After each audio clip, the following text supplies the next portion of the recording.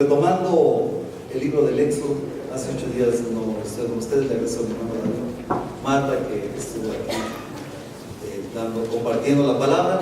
Hoy retomamos en el libro del Éxodo, capítulo 18.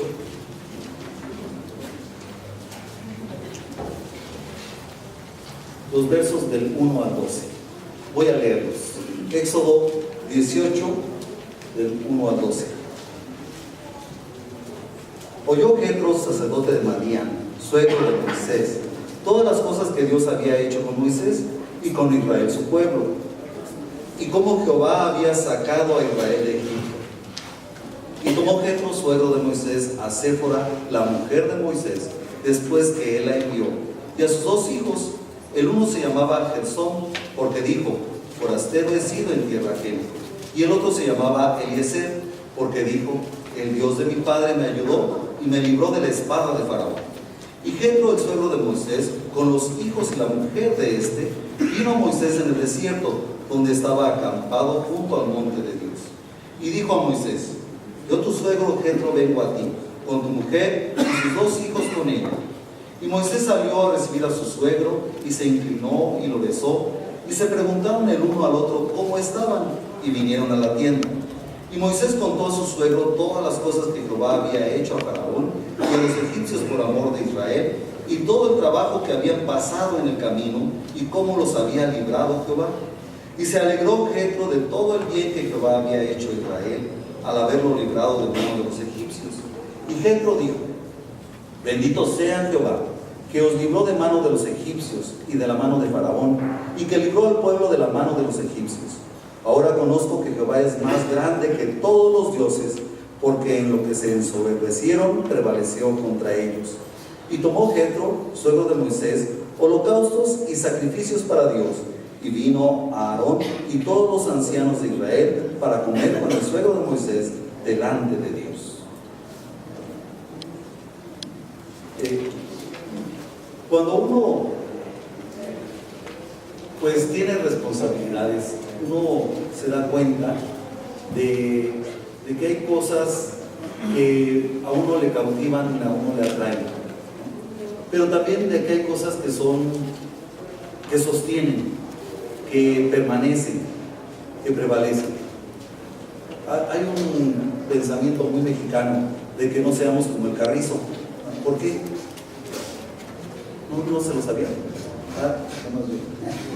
¿No? El carrizo son unas plantas que crecían por aquí, en toda esta zona, que daban las flores amarillas. Todavía por ahí en las orillas hay algunas flores amarillas, no sé. Ustedes vean, ahorita en este tiempo van a empezar a crecer plantas, y terminando el verano, comenzando el otoño, aparecen las flores amarillas. A esas plantas les decían que estaban hechas de carrizo, porque su tallo es hueco. Su tallo está hueco. Por eso decían: no seas como el carrizo, que no tiene corazón. Y entonces muy fácilmente con el viento se doblan, muy fácilmente se dan por vencidas, porque no tienen que les sostengan. Eso pasa en muchos casos. Yo les comentaba a los hermanos en la mañana que pues siempre me ha inquietado la apariencia del metro, sobre todo cuando comparamos con otros metros de otras ciudades. Y yo estaba muy contento porque están remodelando la línea 1 y ya hay más luz, las están poniendo blancas. Y bueno, se ven muy bonitas. Sin embargo, el accidente que pasó entre semana me hace pensar que hay cosas mucho más importantes que la apariencia del metro, y es su funcionamiento. ¿Sí supieron qué pasó? Oí las noticias. Algo pasó en un túnel, precisamente de esa línea, una explosión, algo pasó y explotó, y las personas se desesperaron, y estuvo ahí parado mucho tiempo el convoy, se bajaron y empezaron a caminar por el túnel, y bueno, no sé qué tanto. Entonces eso me hace pensar en nosotros como cristianos, ¿de qué estamos hechos? De apariencias, porque eso es bonito, y la apariencia cuenta. Yo creo una persona agradable, bien peinada, bien limpia, que a uno le da gusto, pero ¿de qué estamos hechos? Que cuando vienen las contiendas, vienen los problemas, en la escuela dominical presente hablamos que van a venir problemas, no nos doblamos, y entonces hay familias cristianas que de repente eran un amor de familia, y llegaron los problemas y se desbarataron, ¿no? ¿Qué pasó? O cristianos que eran, pero sí, hermanos bien esforzados y muy pulcros en la iglesia, y que iban, y venían, y llegaron los problemas, y de repente ya andan ahí, no, yo ya no sigo, yo ya no puedo. ¿Qué pasó? ¿Qué tenían en el corazón? Eran como el carrizo. Hace algunos años, un pastor bautista llamado Carlos Spurgeon predicó desde el tabernáculo metropolitano en Londres un sermón que tituló Siervos Inútiles. Si ustedes se meten a Google y ponen el título y ponen la referencia de Carlos Spurgeon, va a aparecer. Les sugiero que lo lean, que lean ese sermón. Yo aquí agarré algunos puntitos para compartírselos. Ese sermón está basado en el pasaje de Mateo 25:30 y comenzó así su mensaje, el pastor. Hay un estrecho margen entre la apatía y la sensibilidad enclenque. Y más adelante incluye: igualmente ha de ser temido ese sentido de indignidad que paraliza todo esfuerzo y que te hace sentir que eres incapaz de hacer algo grande o bueno. Obviamente lo predicó en inglés, esta es una traducción, y yo quisiera comentarles con ustedes algunos conceptos, porque definirles, por ejemplo, apatía. ¿Qué es apatía? Pues cuando uno es indiferente a lo que pasa, ¿no? Ay, pues hay muchos problemas en la ciudad. Ay, pues qué bueno que yo no vivo en Clavo, yo vivo por acá. Hay que se lo sabe. Ay, ¿qué está pasando esto? Que están despidiendo a los de la compañía de luz. Ay, yo no trabajo ahí, yo tengo otro empleo. Cosas así. Eso es apatía. Pero ¿qué es sensibilidad enclenque? Pues el decir: ay, sí, pobrecitos, ay, qué pena. Bueno, yo sigo mi camino. Eso es porque somos sensibles. Ay, mira ese pobre niño, está sufriendo. Ay, bueno, qué lástima, ya me voy. Es decir, somos sensibles, pero a la vez, pues no nos importa, no trasciende nuestra sensibilidad, porque no hacemos nada. Es exactamente lo mismo que lo hayamos visto o que no. Esa es una sensibilidad enclenque. Nos damos cuenta, ay, nos compadecemos, hasta ponemos cara de muy preocupados, pero hasta ahí llegó nuestra preocupación. Entonces, esa dice Spurgeon que eso nos hace incapaces de decir: no, es que yo sí puedo, no, es que podemos transformar, es que esto no se va a quedar así porque yo estoy aquí y tengo que hacer algo, no puedo dejarlo así. A eso se requiere Spurgeon. Y nos da una opción. Escribe: entre estas dos líneas hay un sendero, estrecho como el filo de una navaja, que solo podemos recorrer con la ayuda de la gracia. Considero pertinente retomar este pensamiento, hermanos, en medio de un periodo de la historia en el que parece que comprometerse es algo ajeno al ser humano, que no está hecho para nosotros. Es que tú debes de ser de esta manera. Ay, no, pues si puedo lo hago, y si no, no. Por eso es que el matrimonio está como entredicho, porque no, pues a ver si resulta, a ver si los hogares, ya no hay hogares, porque, ay, no, yo primero veo por mí y después por los demás, así sea mi hijo o mi esposa o mi mamá. Ya no hay compromiso. Voy a trabajar, pero yo no les garantizo que vaya a rendir. Y entonces por eso es que ahora tenemos cámaras de vigilancia por donde quiera, a ver si está trabajando, porque no hay compromiso, porque no nos creemos capaces de entregarnos a una labor, porque estamos convencidos de ello. Entonces me parece pertinente retomar esta idea de Spurgeon, porque el dejar de comprometerse da lugar a la irresponsabilidad y a la ligereza de ánimo. Y la irresponsabilidad y la ligereza de ánimo son tierra de cultivo para la corrupción y el desorden social. No lo digo yo, lo dice la sociología. Son carne de cultivo para que se corrompa todo. Porque, hermanos, el problema que tenemos como mexicanos no es que seamos de derecha o de izquierda, no es que seamos ricos o pobres, no, es que estamos corrompidos. Esa es la verdad. Y en todos los ámbitos se dice: la corrupción en México es algo que alarma, que en el más simple escollo lo encontramos. Y hay un desorden, porque déjenme decirles que yo sí vivo allí, no en Tláhuac, pero cerquita de donde se dio esto de los ojos. Y hay muchas personas que ahorita están padeciendo, que se sostenían de los visitaxis, de los mototaxis, y que ahora ya no los dejan trabajar. porque como se dio esto, están poniendo orden. Pero si ustedes van, si se quieren dar una vueltecita ahí por San Lorenzo de Sonco, por la Colonia del Mar, por ahí, pueden ver que en cualquier esquina están trabajando un coche, que hay puestos servificos vendiendo cervezas, bloqueando las calles, que de repente a alguien se le ocurre hacer una fiesta y pone una lona y cierra la calle y nadie dice nada.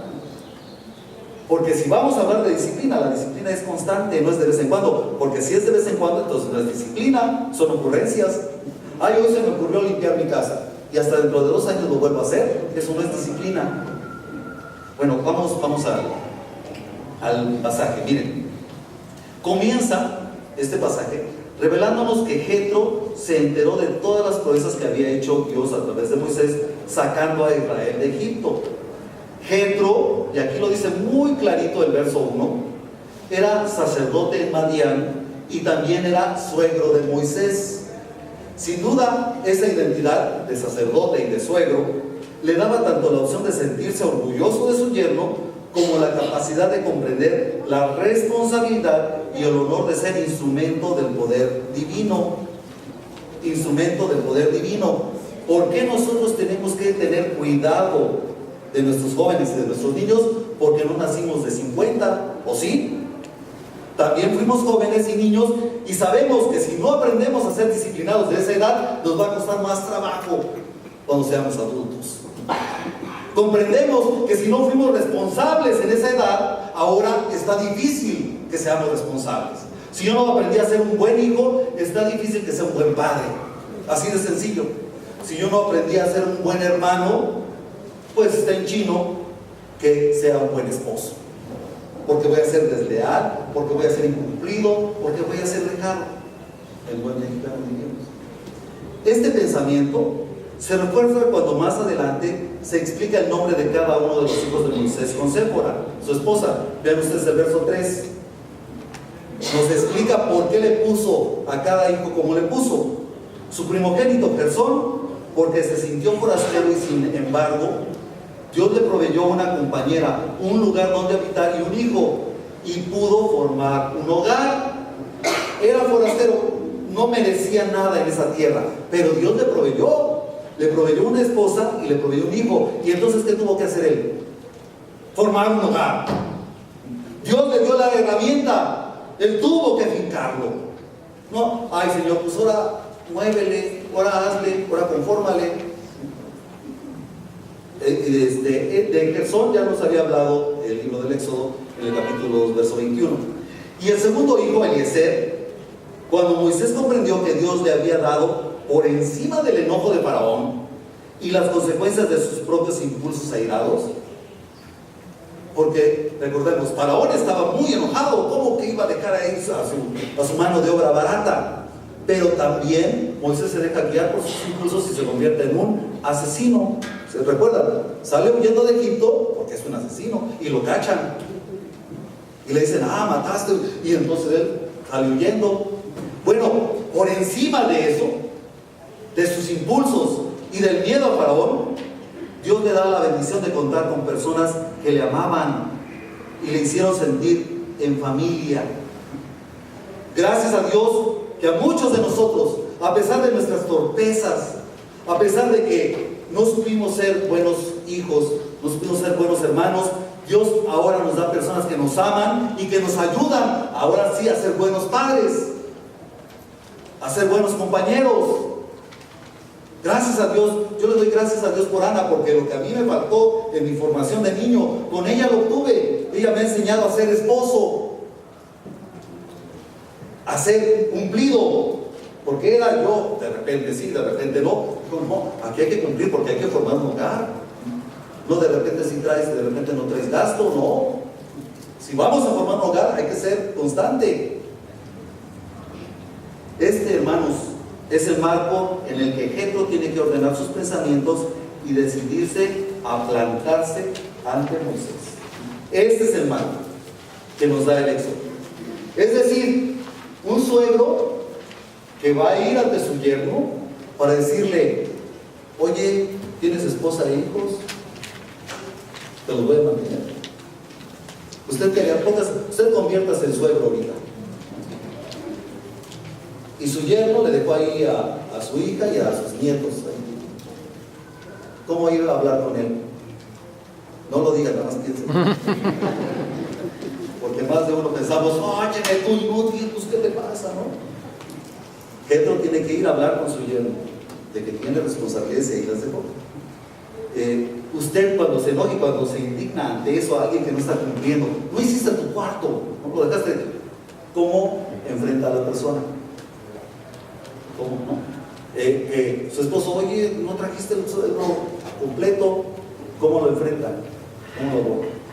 O a la esposa, oye, no estuvo la comida, está cruda, ¿cómo lo borra? Bueno, no se había hablado sobre Séfora desde la ocasión, ahí en el capítulo 4, verso 25, en que ella reclamó a Moisés por no cumplir con las ordenanzas de su Dios. ¿Lo recuerdan? De tal palo, tal astilla. Séfora le reclama a Moisés porque él no está cumpliendo con las ordenanzas de su Dios y no ha circuncidado a su hijo. Y le dice, oye, esposo de sangre. ¿Lo recuerdan? Anteriormente. Insistir es que se debe de cumplir. Y a veces el insistir no es molestar, sino es subrayar un deber. Y a veces cuesta. A veces cuesta. ¿Qué le costó a Juan el Bautista decirle a Herodes, no te es lícito tener a esa mujer que es esposa de tu hermano? ¿Qué le costó? ¿Lo recuerdan? La cabeza. ¿Sí? Algunos comentaristas bíblicos piensan que Séfora y sus hijos se quedaron en Madián cuando Moisés fue comisionado para presentarse ante Faraón y relatarle los planes de Dios. Cuando Dios le habla a Moisés y lo comisiona a ir, entonces muchos dicen que en ese momento su esposa y sus hijos y su hijo Gerson se van con su suegro. Otros comentaristas creen que fue durante alguna de las plagas que Séfora prefirió mantenerse segura con los niños en su casa paterna, que vio los peligros y todo eso y dijo, mira, me voy a la casa de papá, mejor cuando pase todo, después regreso. Sin embargo, estaba visto que era poco probable que Moisés, comandando a todo el pueblo de Israel, se dirigiera a Madián. Es decir, recuerdan ustedes, está saliendo de Israel, el pueblo le reprocha, oye, nos sacaste para matarnos de hambre y para matarnos de sed, que sé qué. ¿Ustedes creen que iba a tener el tiempo Moisés de decir, espérenme, ahorita vengo, voy con mi familia a Madián y regresar con ellos? Si tenía el pueblo encima, era poco probable que Moisés pensara siquiera en eso. Tenía mucho que hacer. Bueno, y Séfora, Gersón y Eliezer eran la familia de Moisés más cercana, porque era su esposa y sus hijos. Por lo tanto, su responsabilidad era primordial. El que no ve por los suyos, principalmente por los de su casa, es peor que un incrédulo. Así lo dice la palabra. Entonces, era su responsabilidad primera. Israel tendría otros líderes. Sabemos que después se levantó Josué y los jueces y todo. Jetro, con sus demás hijas, tendría otros yernos. Recuerdan que eran varias hermanas. Iba a tener otros yernos, pero Gersón y Eliezer solo tendrían un padre. Solo iban a tener un padre. Podrían tener padrastros, pero padre nomás uno. Y Séfora solo iba a tener un marido porque ella se comprometió con un varón. Se comprometió en matrimonio. Y entonces solo iba a tener ese marido. Esa es responsabilidad. Pues decir, no, pues no tengo para dónde hacerme porque yo me comprometí aquí. Eso es lealtad. Sabemos que Moisés recibió buena instrucción política y militar en Egipto, pero con Jetro aprendía lo que es ser responsable de los compromisos adquiridos. Un compromiso es para cumplirse, no es para rajarse la primera. Y aquí lo va a aprender con Jetro. Ante Dios, por sobre todas las cosas, y ante su prójimo, como el mismo Moisés lo había recibido de sus padres. ¿Qué hubiera pasado si Amram y Jocabed dicen, pues ya le tocó morirse a este niño, pues ni modo que se muera? Y no le hacen su cunita para que flotara. Y luego llevan a su hermana para que vigilara, y lo rescatan y lo educan. ¿Qué hubiera pasado? Ellos a su manera estuvieron al pendiente de Moisés, ya lo sabía. Él tenía que seguir ese ejemplo. Aunque muchos especulan que Jetro pudo ser un sacerdote que adoraba a un solo Dios, hay comentaristas que dicen, no, es que Jetro sí sabía que había un solo Dios y que y venía de la descendencia de Abraham y todo esto. En realidad existe una enriquecida polémica al respecto, y les voy a decir por qué es enriquecida. Porque a mí me gusta mejor que haya polémica y no que se haya definido un aspecto de Jetro. Porque Dios puede servirse para el crecimiento de sus hijos aún de las piedras, aún de inconversos. El Señor se puede servir para que nosotros crezcamos. Fíjense, aquí se representa Jetro, sin reproches y sin un tosudo sermón. Solamente le expresó a Moisés: yo, tu suegro, decidí venir a ti para traerte a tu esposa con sus 2 hijos. Vean las palabras. No llegó a reprocharle, no llegó a gritarle, a decir: oye, ¿qué no sabes que es un padre, que es una esposa? No. Él dijo: mira, yo me decidí, yo adquirí el compromiso de traerte a tu esposa, porque es tu esposa, con sus hijos. Y aquí estoy. Me sentí responsable de traerte a tu esposa y a tus hijos.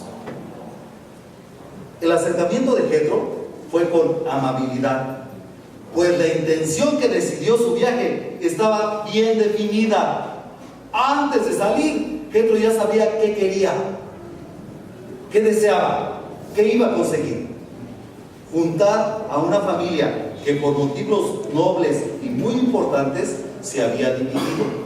Porque no es noble el que Moisés fuera a sacar al pueblo de Egipto, digo, al pueblo de Israel de Egipto. ¿No era noble? Sí, no, plausible. No es algo muy bueno que Moisés decida obedecer a Dios. Entonces, qué bueno, sí, qué bien lo hizo. Pero la familia se había dividido. Pero la familia no estaba junta, por cualquier motivo, aunque fuera bueno. Con este ejemplo, hermanos, comprendemos el consejo de Pablo para un ministro que con diligencia quiera presentarse a Dios aprobado. Fíjense lo que escribe en lo que leímos hace un momento, en lo que ya volvimos a leer hace un momento después de algunos domingos. Porque el siervo del Señor no debe ser contencioso, sino amable con todos, apto para enseñar, sufrido, que con mansedumbre corrija. Ay, este Pablo, ¿no? Que luego le decimos: ay, este Pablo, que decimos. Pues fíjense en qué aprieto nos mete aquí. Porque el siervo del Señor no debe ser peleonero. Ahorita le puedes decir al hermano: ¿por qué se anda metiendo en lo que no? Aquí, porque el siervo de Dios no debe ser peleonero, contencioso, sino amable.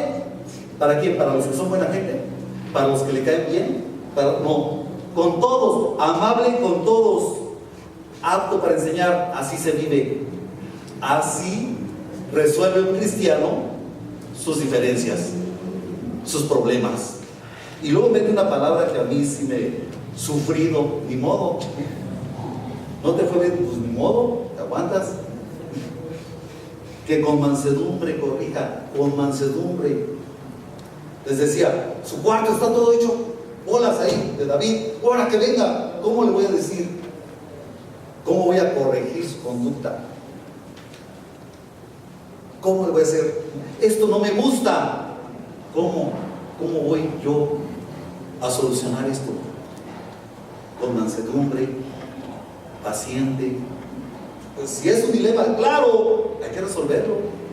Es nuestro problema, hay que resolverlo. Ante la presentación cordial de su suegro, Moisés responde con cortesía. Si con nobleza había tratado el sacerdote el acercamiento con su yerno actúa en correspondencia.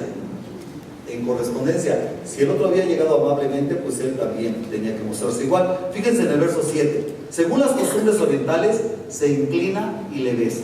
Eran las costumbres de Oriente, y así lo tenía que recibir. Y entonces dice, bueno, pues así lo recibo. Se inclina y lo besa. Por como principio del relato, vean cómo empieza en el verso 18, en el capítulo 18, verso 1. Oyó Jetro, sacerdote de Madián, suegro de Moisés, todas las cosas que Dios había hecho con Moisés y con Israel su pueblo y todo eso. Bueno, según cómo empieza eso, es factible que Jetro llegara y dijera: oye Moisés, oye, qué fantástico, oye, qué padre. No, si ya me contaron que estuvo bien difícil, que ese faraón es, pero qué bien, que tú sacaste al pueblo de Israel. No, no, no, y las plagas, no, fantástico. Me da mucha emoción. Yo creo que así llegó Jetro. Yo pienso, por cómo empieza esto, que él oyó de lo que había pasado. Y entonces él dice, no, qué bueno, eres un buen líder. No, Dios no se equivocó. Agarró un gran varón para sacar adelante a Egipto. Yo creo que así llegó Jetro, ¿no? Diciéndole de las maravillas que Dios había hecho y que él había escuchado, y entonces le reconocía a su yerno. Por lo consiguiente, Moisés se ve motivado a darle su versión, obviamente la versión con datos más precisos. ¿Por qué? Porque él había participado en los eventos. La versión que le iba a dar Moisés es la versión que él había vivido. No es lo mismo que a uno le cuente a que uno lo experimente. Y entonces Moisés se ve, para enriquecerle esa experiencia a su suegro. Le contó tanto de su esfuerzo como del reconocimiento a la intervención divina, oportuna y exacta. Es decir, Dios puso elementos, pero yo tuve que echarle ganas. Eso de esfuérzate y sé valiente ya existía, ya estaba. Algunos otros sucesos han sido registrados de manera muy sucinta. Si ustedes recuerdan, por ejemplo, cuando Amalek ataca a Israel, no más se llama Amalek, ataca a Israel. No dice por qué, ni cuándo, ni por qué tenían coraje, ni por qué los querían destruir. Igual en el pasaje donde se habla de que Moisés iba a morir, no se dice ni de qué, ni nada más, se iba a morir, y entonces es cuando Séfora le dice, no has obedecido a tu Dios, pero no se dan detalles. Por eso llama la atención que aquí se den esas minucias de las expresiones y las reacciones de cada uno de los participantes.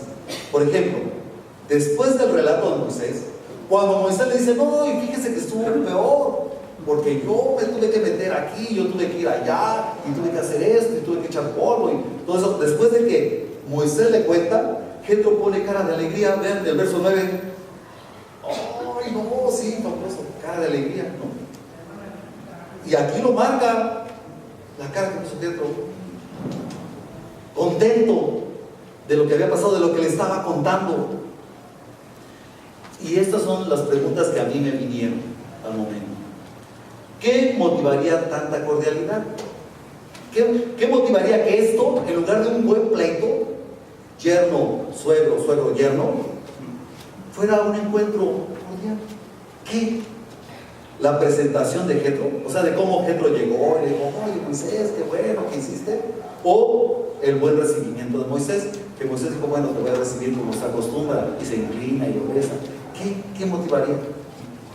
Hermanos, no cabe duda que aquí es oportuno reforzar varias enseñanzas de la Biblia. Por ejemplo, esta que se encuentra en el libro de los Proverbios: la lengua de los sabios adornará la sabiduría.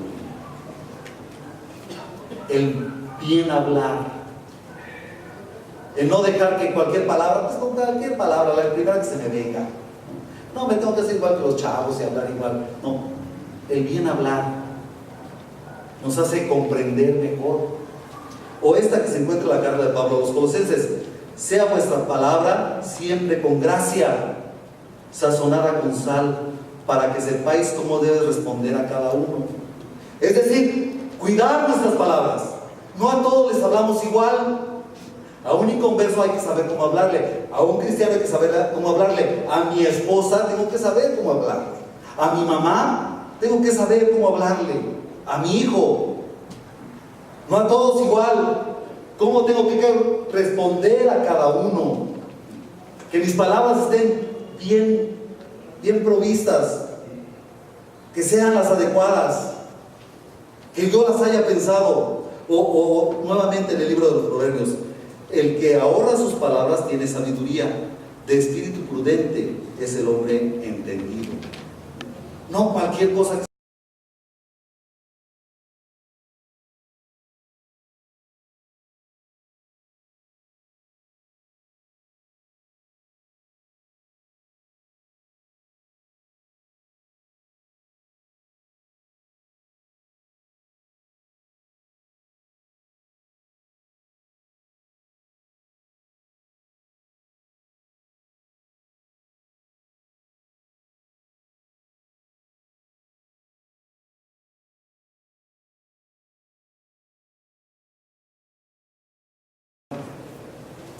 A pesar de la poca elocuencia sobre el trato de Moisés con su esposa e hijos, porque si ustedes leen la Biblia van a encontrar que hay otros matrimonios, otras familias de las que se habla más, pero de Séfora con Moisés y sus hijos muy poco, se dan pocos detalles. Pero a pesar de eso, la Biblia nos revela que fueron personas confiables. Eso es lo que nos revela la Biblia. Por ejemplo, con posterioridad se menciona la integración de la familia de Moisés a la tribu de Leví y que sus nietos fueron jefes de Israel. Fueron jefes de Israel. Mientras el hijo de Gersón fue el encargado de los tesoros en el tabernáculo, ¿a quién se le confían los tesoros? ¿A quién se le confía lo valioso? Y al hijo de Gersón le dieron: tú eres el encargado, tú eres el idóneo para que cuide los tesoros del tabernáculo. Bueno, mientras eso pasaba con Gersón, durante el reinado de David, los descendientes de Eliezer fueron puestos como responsables de los tesoros del templo, de todo lo más valioso que había en el templo. Por algo se los confiaron. Por algo dijeron: ay, ¿a quién ponemos a cargo de esto que es muy valioso y que no se puede perder y que debe estar? A los hijos de Eliezer. Háganlos. Por algo, de alguien aprendieron, de algún lugar lo sacaron. La integridad de una persona, hermanos, no siempre le lleva a la fama o a la popularidad, pero sí a la solvencia de la lealtad.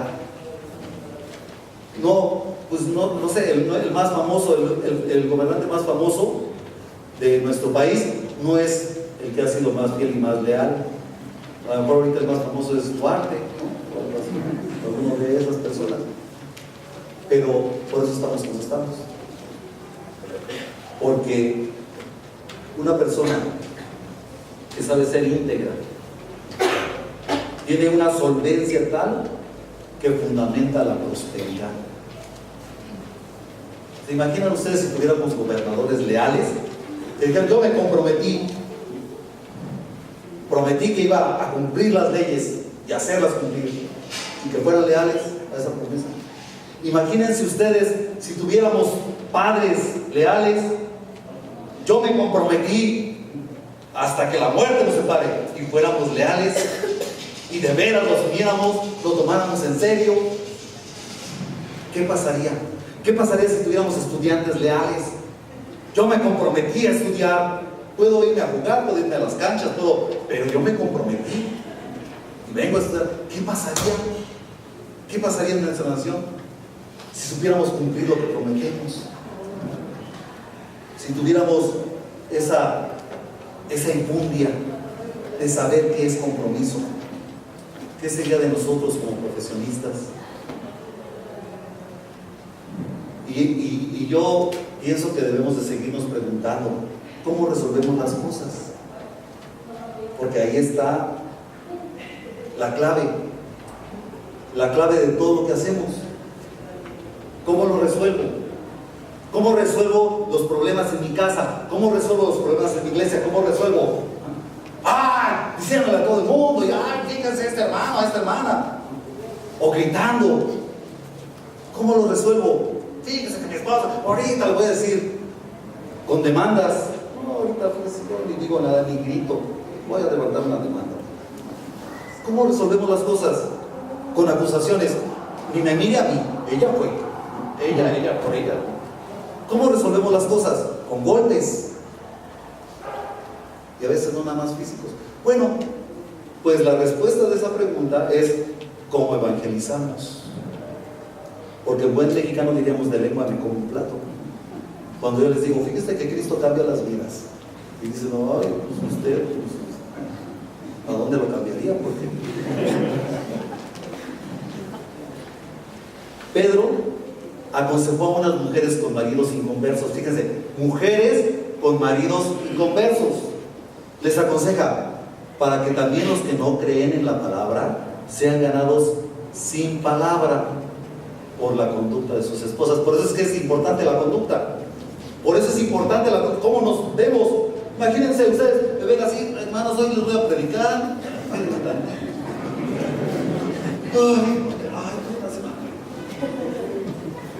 Por eso es importante. Por eso es importante cómo llegamos, cómo atendemos, ¿cómo servimos la comida en nuestra casa? Ándale, mijito, mira, lo hice bien sabroso. Cómetelo. Hay muchos niños que están muriendo de hambre. Es importante la conducta. Así le decía Pedro, para que también los que no creen en la palabra sean ganados sin palabra. El Evangelio, a través de mi testimonio, de mi vida, de mi conducta. Cuán importante es que nuestras acciones estén regidas por nuestro carácter y no por nuestros impulsos, porque yo quiero suponer que si somos cristianos tenemos un carácter cristiano. Es el carácter cristiano el que nos rige y no los impulsos. Ay, pues es que me agarró enojado. Ay, pues es que... Anteriormente mencioné la polémica sobre si Jetro era monoteísta o ensalzaba a un dios por sobre otros dioses, es decir, creían muchos dioses, pero decía, ay, hay un dios que es más poderoso. ¿Se acuerdan? Mencioné eso. Bueno, cuando Moisés tuvo la oportunidad de contar su testimonio a su suegro, aunado a la experiencia vivida en Madián antes de su llamado, aquí está el testimonio que vean en el verso 6, desde el verso 6 empieza, y luego en el verso 8 Moisés le cuenta específicamente, y digo aunado a la experiencia vivida en Madián. ¿Se acuerdan qué le pasó en Madián a Moisés antes de que Dios lo llamara para liberar a su pueblo? Pues llegó a un pozo de agua, ¿se acuerdan? Y ahí fueron unas mujeres, unas jovencitas, a sacar agua para su rebaño. ¿Y qué pasó? Llegaron unos patanes y no las dejaban, dijeron primero nosotros.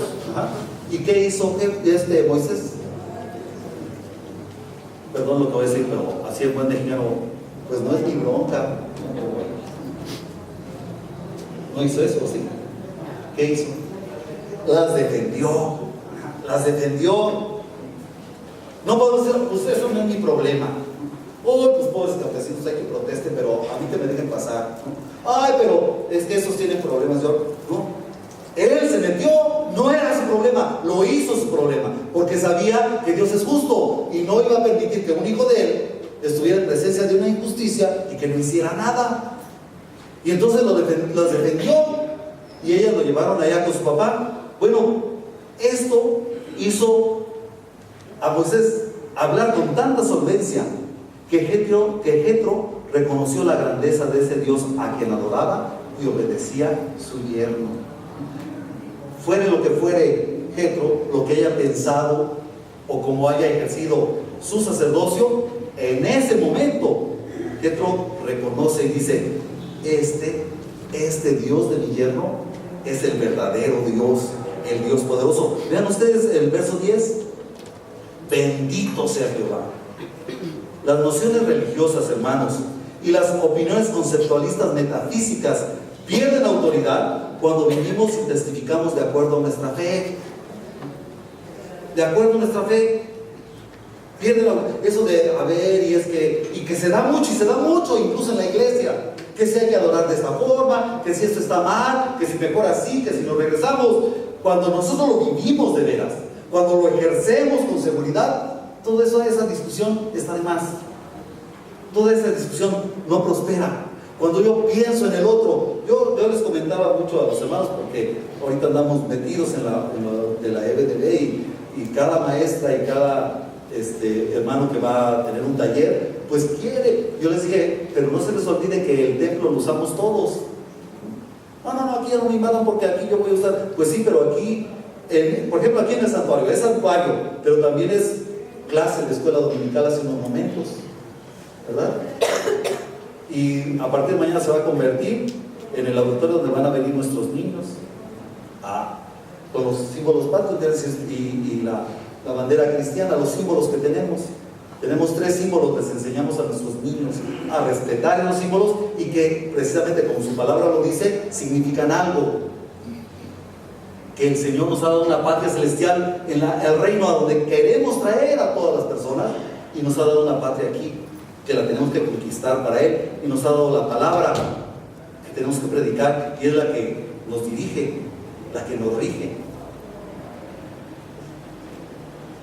Evidentemente que en Moisés no hubo un atisbo de duda ni confusión sobre la revelación divina, puesto que Jetro respondió con decidida intención de rendirle adoración a Dios. Bendito sea Jehová. No dudó Jetro, no dijo, a ver, este Dios es mejor que el otro, ¿qué concepto tengo? No, lo reconoció por como Moisés se lo expresó. Fue tal la reacción de Jetro que el mismo Aarón y los jefes de Israel se unieron a él. Vean el verso 12. Fue tal la motivación de Jetro para adorar a Dios que Aarón se unió, los ancianos se unieron. Él está adorando a nuestro Dios, pues vamos a adorar con él. Y culminó todo en un convivio fraternal, conscientes de la presencia de Dios.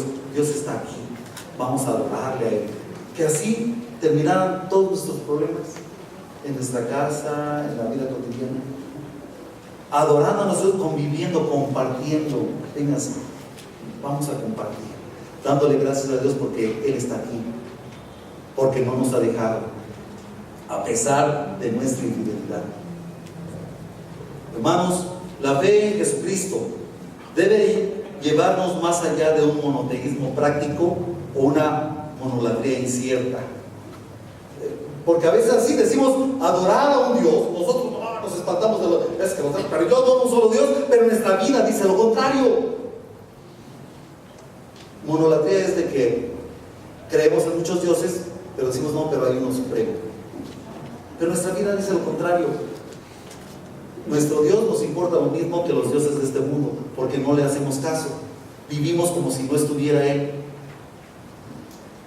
Entonces la fe en Jesucristo debe de llevarnos más allá de eso. Reconocer que Jehová es Dios, Señor y gobernante del universo, es también entregarle a Cristo todo cuanto somos, depositando el corazón, la mente, las fuerzas en sus manos, todo en Él, no dudando ni rehuyendo las responsabilidades adquiridas bajo su voluntad. Señor, esto se tiene que componer porque tú me vas a hacer fuerte, porque tú me das fortaleza, y en tu nombre no puedo decir que algo no se puede. ¿Por qué? Porque tú eres mi fuerza. Así de sencillo. Confiando en que Dios es fiel y sus maravillas son tan preciosas que cuando creemos que será difícil llegar a cumplir lo que prometimos, ahí estará su brazo fuerte para llevarnos a buen puerto. Confiando, ahí está. Señor, cuando mis fuerzas se limiten, entonces confío en que tú vas a entrar a hacer el resto. Si entregamos nuestra sumisión a su palabra, es decir, si nos sometemos a su palabra, tengo ganas de decirle, de cortarle, pero aquí dice perdona. Si entregamos nuestra sumisión a su palabra, encontraremos victorias y daremos testimonio de la verdad. Es momento, hermanos, de reflexionar y de ver qué estamos entregando a la humanidad. Si una religión más, si una creencia como tantas, o nuestra devoción a Cristo, confiando en que nadie se pierda, porque aquí estamos nosotros. Por eso nos puso el Señor aquí, para que seamos instrumentos suyos para alcanzar a otros. Amén.